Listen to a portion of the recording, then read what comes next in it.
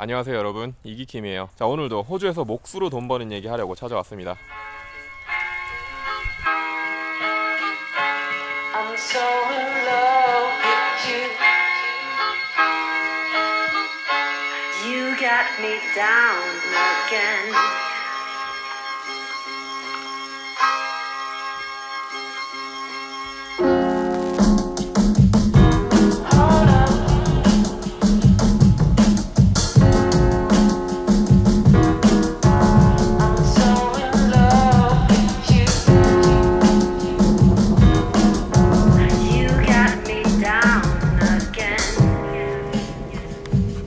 지난 영상들에서는 이 호주 목수가 돈을 못 번다, 호주 목수로 일하기 힘들다, 한국에서 일하는 목수들이 돈 더 잘 번다, 이런 식으로 호주 목수에 대한 부정적인 이야기들만 했던 것 같아요. 그래서 이번에는 이 목수로 호주 이민을 꿈꾸는 이 목수 꿈나무들의 꿈과 희망을 키워주기 위해서 호주에서 목수를 일하면서 돈 번 이야기, 돈을 잘 벌 수 있었던 사례들에 대해서 이야기를 해보려고 해요. 제가 여기서 말씀드리는 사례들은 맨날 그렇게 번다는 얘기는 아니에요. 맨날 그렇게 벌 수 있으면 정말 좋겠죠. 근데 그거보다 더 좋은 건 구독, 좋아요, 알람 설정까지.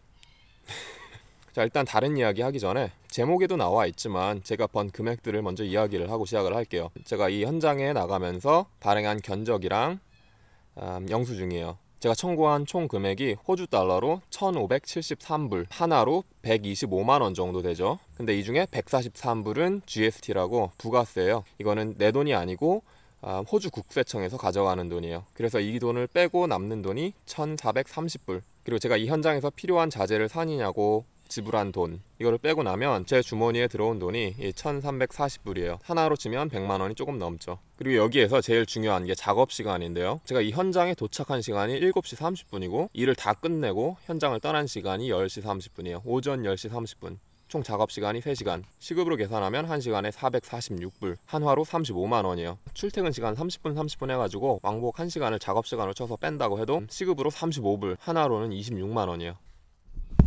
자, 그러면 간략하게 제가 이 시급 35만원을 받기 위해서 어떤 일을 해야 했는지, 그리고 제가 이 일을 어떻게 받게 됐는지에 대해서 이야기를 해볼게요.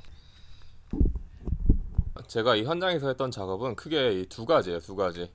첫 번째는 천장에 작업해놓은 석고보드가 처지기 시작을 했어요. 이게 하도 옛날에 작업해놓은 거라 스크류나 못이나 이런 걸로 고정을 시킨 게 아니고 석고랑 동물 털이랑 반죽을 해서 이렇게 조이스트에 걸쳐 놓는 방식이거든요. 이게 문제가 뭐냐면 시간이 지날수록 삭아서 천장이 조금씩 처지기 시작을 하는 거예요. 그래서 첫 번째로 작업한 게 이 천장이 더 이상 처지지 않도록 이 스트랩을 보강하는 작업을 한 거고요. 그리고 두 번째는 이 집이 목조주택인데 벽체랑 지붕 골조랑 철물로 연결이 안 돼 있었어요. 못으로만 고정이 돼 있고 철물이 전혀 없었어. 바람이 세게 불면 집은 이렇게 홀라당 날아가 버릴 수 있는 그런 상황이었던 거죠. 사실 이 집이 20년 되기는 했어요. 20년 동안 아무 문제 없이 잘 있었어요. 그런데 이번에 집주인이 집을 팔면서 이게 발견이 돼서 수리를 해야 됐던 거죠. 그래서 두 번째 작업한 게 이 철물 보강하는 작업, 이 두 가지를 했어요. 두 가지. 두 가지를 하는데 혼자서 3시간 걸린 거고요. 그리고 제가 이런 일을 받을 수 있었던 계기가 뭐였냐면요, 사실 어떻게 말하자면 거의 절반은 운이고 절반은 인맥이에요. 제가 지금 살고 있는 이 집을 사면서 거래한 부동산 중개업자가 있거든요. 이분이 제가 이 집을 수리를 하고 나서 한번 저희 집에 왔었어요. 그래서 제가 수리를 해놓은 걸 보고 이것도 네가 있냐 저것도 네가 있냐 하면서 몇 가지를 물어보더라고요. 그러더니 이제 나중에 자기한테 들어온 일을 나한테 견적 내달라고 연락이 오더라고요. 이 부동산 중개업자한테 무슨 일이 들어오느냐, 집을 사고 팔 때 집을 사는 사람이 조건을 걸 수가 있어요. 인스펙터를 불러서 집이 상태가 괜찮은지 인스펙션을 하겠다, 상태가 괜찮으면 사고 상태가 안 괜찮으면 수리를 해줘야 한다, 뭐 이런 식으로 조건을 내걸어요. 이 집도 그렇게 인스펙터가 가서 확인을 한 거죠. 그래서 이 수리를 해줄 수 있는 기술자를 찾아야 하는데 가끔씩은 집주인이 직접 찾기도 하는데 보통 주변에 아는 사람도 없고 하다 보니까 중개업자한테 부탁을 하죠.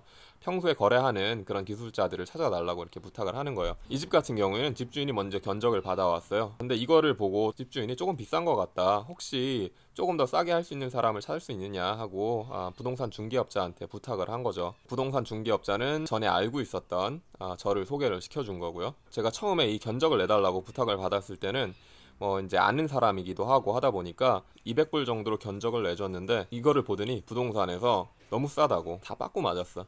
너무 싸다는 거예요. 내가 계속 이런 식으로 견적을 내니까 부동산에서 내가 견적을 내기 전에 미리 집주인이 받았던 그 견적들을 보여주더라고요. 제일 싼 게 3,000불대, 비싼 거는 5,000불대. 부동산 쪽에는 시장이 이런 식으로 형성이 돼 있는데 내가 이렇게 말도 안 되는 3분의 1도 안 되는 값으로 들어가서 일을 하기 시작을 하면 안 된다는 거예요. 아무리 싸게 가도 어느 정도는 이 시장에 맞춰서 따라가야 된다. 그렇게 얘기를 하는 거예요. 부동산 중개업자는 한 2,500불 정도를 내라고 했어요. 그 3,000불보다는 싸게. 2,500불 해도 집주인은 정말 좋아할 거다. 그렇게 얘기를 했는데 나는 도무지 이걸 혼자서 4시간 할 일인데 혼자서 4시간 하고 2,500불 거의 한 200만원 되는 돈을 가져가기가 물론 솔깃하기는 했어요. 솔깃하긴 했는데 100만원도 적은 돈은 아니잖아요. 1,500불 정도 받겠다. 그렇게 얘기를 해서 계약이 진행된 거예요.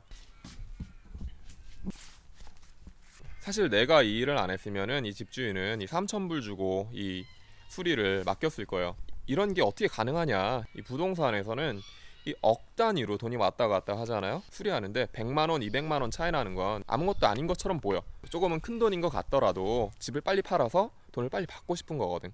거기에 몇백만원 쓴 건 아까운 돈이 아니에요. 그래서 시장이 이런 식으로 형성이 될 수도 있었던 거기도 하고요. 아까 말했듯이 호주에서도 돈 잘 벌려면 첫 번째는 운이고요, 두 번째는 인맥이에요. 이 두 개가 없으면 실력이 아무리 좋아도 큰 돈 벌기는 힘들어. 그런데 이 두 가지를 받기 위해선 실력도 필요한 거죠. 본인이 열심히 하고 실력도 있고 양심적으로 일을 하다 보면은 이런 기회가 찾아올 거예요.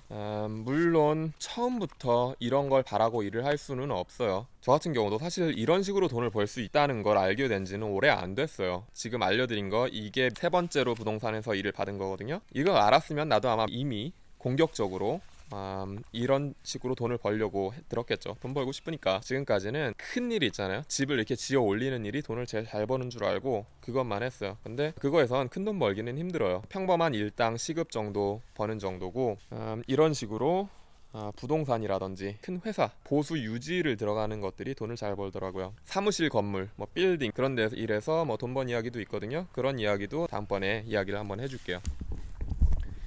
제가 지난 영상들에서 호주 목수 받는 시급이 한국에 비해서 얼마 되지도 않고 일만 힘들고 돈을 얼마 못 번다 뭐 이런 식으로 부정적으로 이야기만 했는데 그렇게 너무 부정적인 것만도 아니고 이런 식으로 좋은 기회가 찾아올 수도 있으니까 호주로 목수 이민 준비하시는 분들 다들 열심히 하셔서 다들 잘 되실 수 있으면 좋겠네요. 자, 그럼 오늘은 여기까지 하고요. 다음 영상에서 또 찾아뵐게요.